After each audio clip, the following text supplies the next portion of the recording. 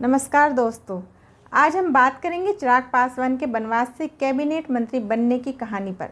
तमाम असफलताओं के बावजूद चिराग पासवान ने नरेंद्र मोदी के प्रति अपनी वफादारी दोहराई और खुद को नरेंद्र मोदी का हनुमान घोषित कर दिया। यही वजह रही कि भाजपा ने चिराग के लिए अपने दरवाजे कभी बंद नहीं किए और उन्हें खुश रखा। बिहार और देश की राजनीति में चिराग पासवान राजनीतिक कायापलट की शानदार कहानी है। 2020 में पिता रामविलास पासवान की मौत के बाद चिराग के नेतृत्व में पार्टी ने बिहार में पहली बार विधानसभा चुनाव लड़ा। चुनाव में चिराग ने जनता दल यूनाइटेड और नीतीश कुमार को निशाना बनाया। चिराग ने पार्टी को एनडीए से बाहर भी कर लिया। नतीजों में भले ही पार्टी सिर्फ एक सीट जीत पाई, नतीजों के कुछ महीनों बाद ही एलजेपी में फूट पड़ गई और 2021 की शुरुआत में चिराग के चाचा पशुपति कुमार पारस 6 में से 4 सांसदों को लेकर मोदी सरकार में शामिल हो गए।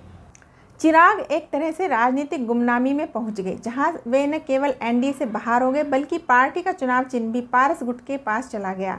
चिराग ने अपनी पार्टी को विभाजित करने के लिए सीधे तौर पर नीतीश और जेडीयू को जिम्मेदार ठहराया। उस समय भाजपा ने भी राजनीतिक गणित के कारण चिराग की मदद नहीं की।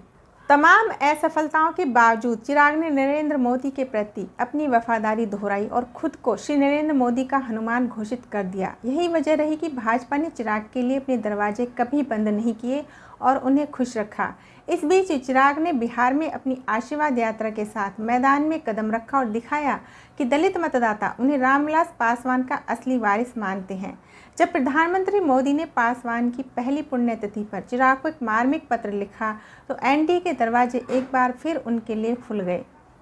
हालांकि कई लोग तर्क देते हैं कि चिराग का बिहार में केवल 5% पासवान समुदाय के वोटों पर नियंत्रण है, लेकिन उन्होंने अपनी पार्टी के हिस्से में आई सभी 5 सीटों पर जीत हासिल करने के साथ ही यह भी सुनिश्चित किया कि राज्य में अन्य सीटों पर जहां एनडीए के उम्मीदवार मैदान में हैं, वहां भी दलितों के वोट मिले और इस तरह उन्होंने एक परिपक्व राजनेता होने का सबूत दिया। उन्होंने खुद अपनी सीट पर लालू यादव की आरजेडी के शिवचंद्र राम को 1.7 लाख वोटों से हराया। इसके अलावा 2020 के विधानसभा चुनावों के विश्लेषण से पता चलता है कि चिराग ने भाजपा और जेडीयू को 54 सीटों पर खासा नुकसान पहुंचाया। जेडीयू इसी वजह से 70 में से सिर्फ 43 सीटें ही जीत पाई। इस तरह चिराग ने साबित किया था कि वे बिहार की राजनीति में बड़ा उलटफेर करने में सक्षम हैं। तो आज की वीडियो में बस इतना ही। तो कल एक नई वीडियो में एक नई जानकारी के साथ मिलेंगे। तब तक के लिए नमस्कार।